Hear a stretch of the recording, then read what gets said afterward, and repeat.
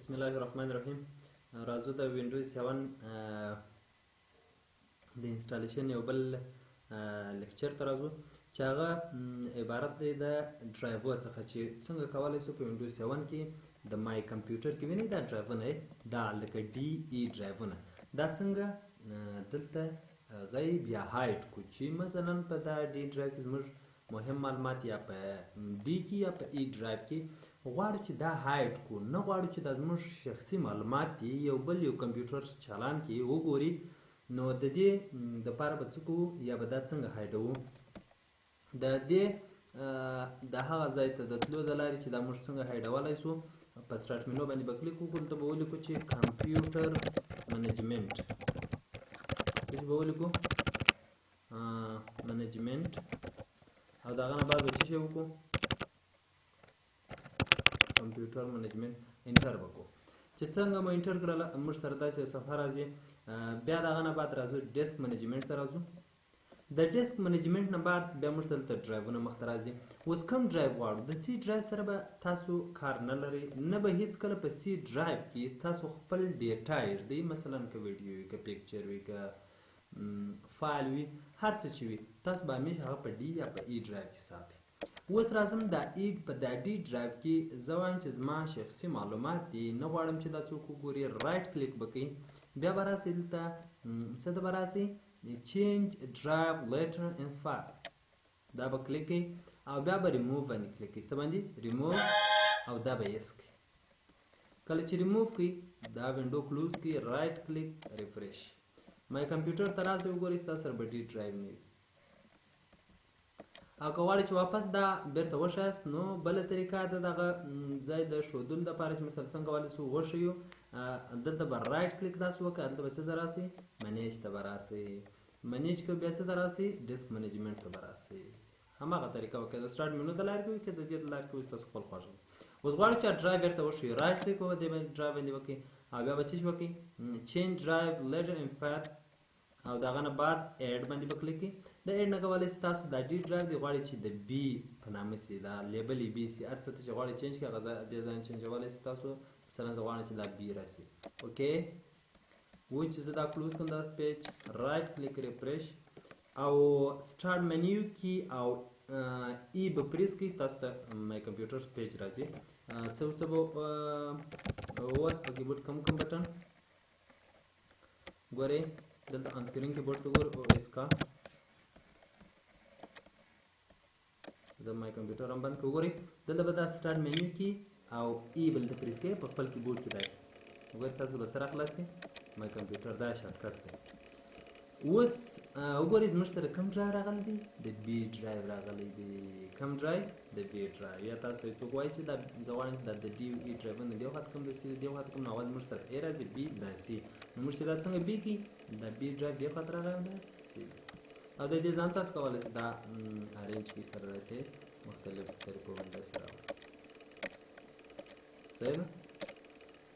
اوس زه غواړم بیرته واپس د دې لیبل چینج کړم ډي ته نو را به شو رایټ کلیک مای کمپیوټر منیج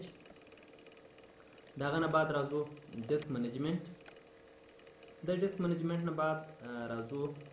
د بي په نامه چې کوم ډرایو د رایټ کلیک هلته چینج ډرایو فایل لیټر ان فایل او بیا راځو چیز ته ایډ ته راځو د ایډ نه بعد ایډ کې موږ نه کوو چینج ته به راسو په چینج کې دلته چیز ته راسو اوس دلته به دا ډي ته کنورټ کړو اوکې یس اوس هلته راسو وګورئ ستاسو سره به څه راغلی وي ډي به راغلی وي وګورئ بیا به دا خو دا طریقه شوله بل څنګه کولی شو چې د یو یوزر څخه مثلا تاسو دوه اکاونټونه لرئ غواړئ د یوه اکاونټ څخه چې یو څوک مثلا یو اکاونټ دی د ایډمنسټریټور په نامه یا یو اکاونټ دی د احمد بل د محمود په نامه غواړو چې د احمد په نامه چې کوم اکاونټ دی د محمود څخه د خپل ډي ډرایو وساتي چې کله هغه په دغه یو کمپیوټر کې خپل اکاونټ ته داخلېږي دا ډرایو معلوم نه شي د دې لپاره به تاسو څه کوئ رایټ کلیک وکړئ په هغه ډرایو باندې او بیا پراپرټیز ته راسئ د پراپرټیز نه بعد سکیورټي په سکیورټي کې بیا راسئ ایډوانس د ایډوانس نه بعد بیا راځو څه ته ایډیټینګ ته راځو بیا ایډیټ د هغه نه بعد کوم ډرایو غواړو چې مثلا کوم ډرایو موږ غواړو چې هغه د زموږ ډیټا ونه ګوري زه به دا یو یوزر دی دا به ریموو کړم که ریموو کول غواړئ که نه غواړئ هغه ستاسو خپل خوښه ده خو ما مخکې اډ کړي اوس غواړم چې ریموو یې کړم بیا به راسئ اډ ته به راسئ د اډ نه بعد بیا اډوانس د اډوانس نه بعد فایند ناو باندې به کلیک کړئ فایند ناو کې ما د خان په نامه یو یوزر جوړ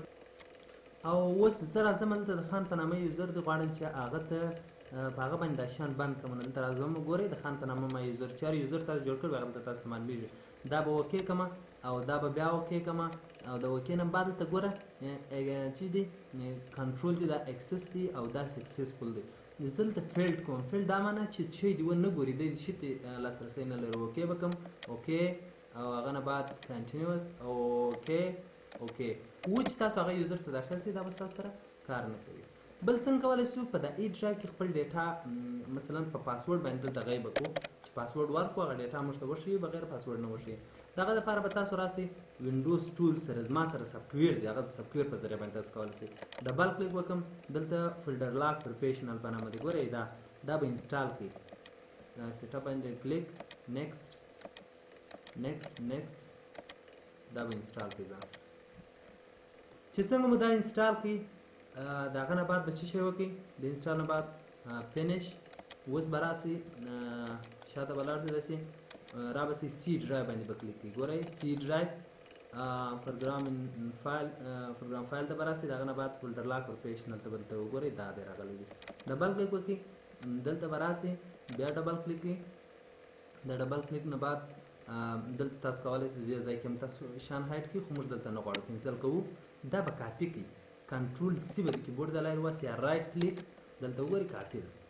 کاپي بیا راځو په ای ډرایو کې غواړم چې دا شان پټ کړم رایټ کلیک دلته به پیسټ کړم دا چې څنګه مې دا پیسټ کړي دې ځای کې ګوره اوس دلته کاپي کېږي دا دی راغی رایټ کلیک په دې باندې وکړئ بیا به راسئ څه ته دې کې به راسئ اوپن به کړئ دا د اوپن نه بعد تاسو به راسئ زما سره انټیوایرس انسټال د وجې نه دا به اوکې کړئ اوس تاسو ته وایي چې پاسورډ ور واچوه څه ور واچوه پاسورډ ګورئ پاسورډ زه به ورته واچوم مثلا ته ورته وایم چې اډمین او بیا راځم ته اډمین د هغه نه بعد پروټکټ باندې به کلیک کړم په څه باندې پروټکټ اوس چې کله پروټکټ باندې زه کلیک کوم اوس ورسمه کمپیوټر خلاص کړم